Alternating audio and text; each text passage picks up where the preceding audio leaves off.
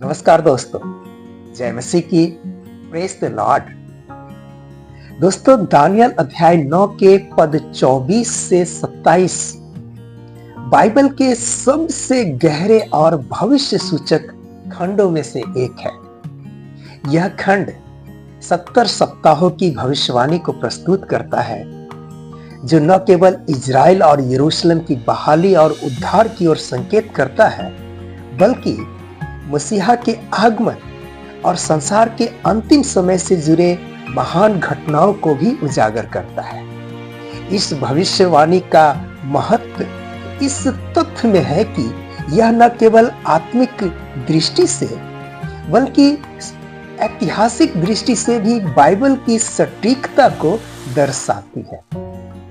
इस वीडियो में हम इन पदों को विस्तार से समझेंगे, भविष्यवाणियों का गहराई से विश्लेषण करेंगे और यह जानने की कोशिश करेंगे कि यह खंड हमारे वर्तमान और भविष्य के लिए क्या संदेश देता है। तो आइए दोस्तों, शुरू करते हैं।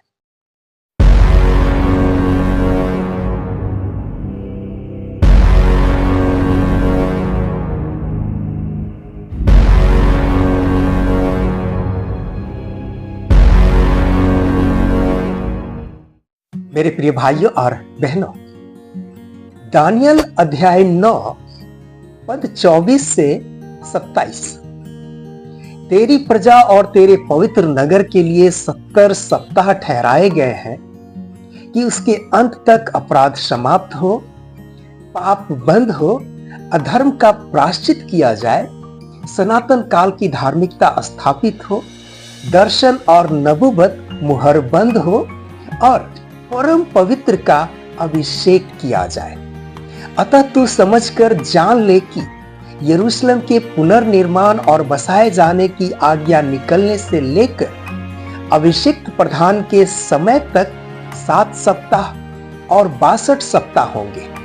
संकट के दिनों में चौक और खाई समेत वह नगर फिर से बसाया जाएगा और 62 सप्ताह के बाद वह अभिषेक घात कर दिया जाएगा और उसका कुछ न बचेगा। और आने वाले प्रधान की प्रजा नगर और पवित्र स्थान को नाश कर डालेगी। उसका अंत बाढ़ से होगा और अंत तक भी लड़ाई होती रहेगी। उसका उजड़ जाना निश्चित है। 1 सप्ताह के लिए तो वह बहुतों से दृढ़ वाचा बांधेगा, परंतु सप्ताह के बीच में वह मेल बलि और अन्य बलि को बंद कर देगा और घृणित वस्तुओं के शिखर पर वह उजाड़ने वाला तब तक दिखाई देगा जब तक ठहराया हुआ विनाश उस पर पूरा पूरा न पड़ जाए। दोस्तों, 70 सप्ताह क्या है?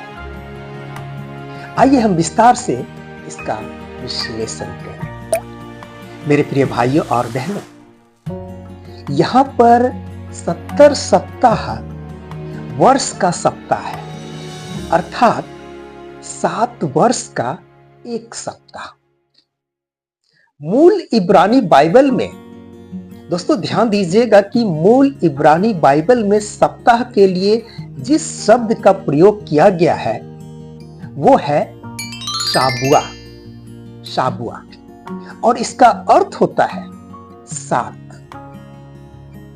अर्थात 70 7। दोस्तों, अब हम यह कैसे कह सकते हैं कि यह 70 7 दिन के 70 7 है या वर्ष का?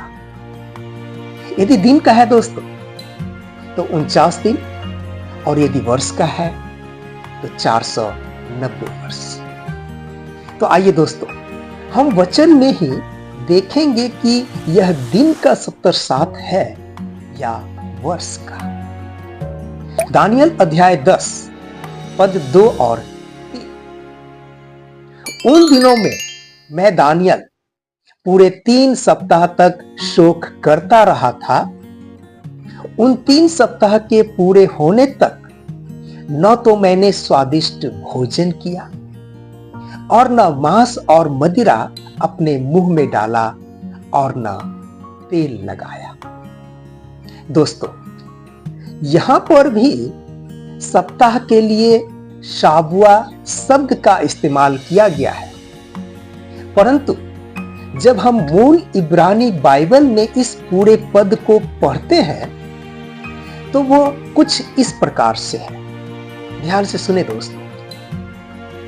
उन दिनों में मैं दानियल पूरे 3-7 के दिन तक, ध्यान दीजिएगा, पूरे 3-7 के दिन तक शोक करता रहा था। ध्यान दीजिएगा दोस्तों, 3-7 के दिन अर्थात 21 दिन। मेरे प्रिय भाइयों और बहनों, दानियल अध्याय 9 पद 24 में भी लेखक यही वाक्यांश 70-7 के दिन का प्रयोग कर सकता था, परंतु उन्होंने ऐसा नहीं किया।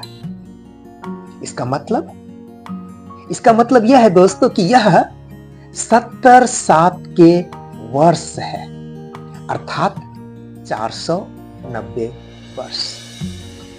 आशा करता हूं दोस्तों कि यहां तक तो आप लोग जरूर समझ गए होंगे। यदि समझ में नहीं आया हो तो रिपीट करके देख लीजिए। अब हमें यह देखना होगा कि इस भविष्यवाणी का आरंभ कब हुआ।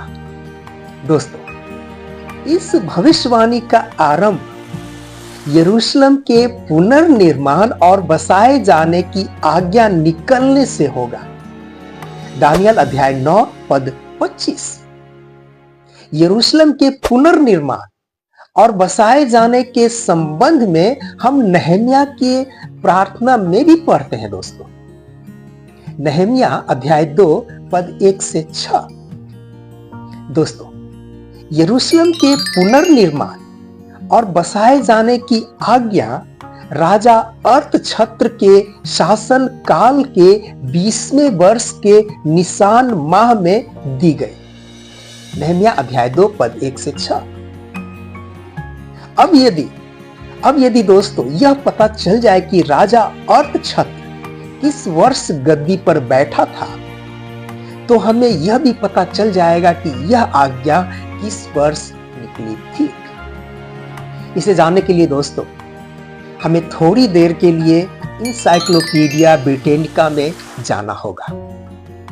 इस पुस्तक के अनुसार राजा अर्थछत्र 465 बीसी में गद्दी पर बैठा, और इस प्रकार से दोस्तों 20वां वर्ष 445 बीसी हुआ, और जैसा कि कोई तारीख नहीं दिया गया है, इसलिए यहूदी प्रथा के अनुसार पहली तारीख मानी जाएगी।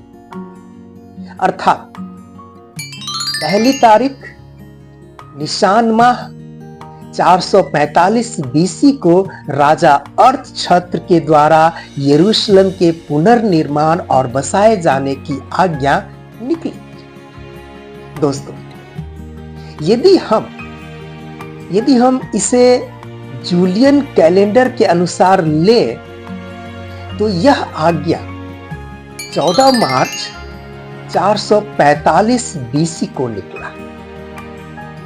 दोस्तों, 70 सप्ताह का आरंभ इसी तारीख को हुआ। यहां पर दोस्तों मैं एक बात साफ करना चाहूंगा। मेरा यह कैलकुलेशन जूलियन कैलेंडर के अनुसार है, ग्रेगोरियन कैलेंडर के अनुसार नहीं, इसलिए आप कंफ्यूज ना हो। आज 9 दिसंबर 2024 है ग्रेगोरियन कैलेंडर के अनुसार, जबकि जूलियन कैलेंडर के अनुसार आज 26 नवंबर 2024 है। दोस्तों, यरूशलेम के पुनर्निर्माण तथा अभिषिक्त प्रधान का समय 7 सप्ताह अर्थात 49 वर्ष और 62 सप्ताह अर्थात 434 वर्ष है। दानियल अध्याय 9 पद 25। यरूशलेम को फिर से बनाने में 49 वर्ष लगे, अर्थात 396 बीसी में यरूशलेम फिर से बनकर तैयार हो चुका था। और इसके 434 वर्ष बीतने के बाद प्रभु यीशु मसीह यरूशलेम में प्रवेश किए, जिसे पाम संडे कहते हैं, अर्थात अप्रैल 32 ईस्वी को। मत्ती रचित सुसमाचार अध्याय 21 पद 1 से 11। दोस्तों, मेरे प्रिय भाइयों और बहनों, दानियल अध्याय 9 पद 26, 62 सप्ताह बीतने पर अभिषिक्त प्रधान घात कर दिया जाएगा, अर्थात 434 वर्ष बीतने पर अभिषिक्त प्रधान घात कर दिया जाएगा, अर्थात 11 अप्रैल 32 ईस्वी को शुक्रवार के दिन। लूका अध्याय 23 पद 33। मेरे प्रिय भाइयों और बहनों, इस प्रकार से दानियल अध्याय 9 के 7 सप्ताह और 62 सप्ताह पूरे हुए, परंतु पद 27 का 1 सप्ताह अर्थात 7 वर्ष अभी पूरे नहीं हुए हैं। यह 7 वर्ष दोस्तों महाक्लेश का समय है, जिसका वर्णन प्रकाशित वाक्य में किया गया है, जो भविष्य में पूरा होगा। दोस्तों, दानियल 70 सप्ताह के विषय में बहुत सारे बाइबल में शिक्षक शिक्षा दिए हैं, लेकिन मैं समझता हूं कि इससे सरल शब्दों में शायद ही किसी ने दिए हो।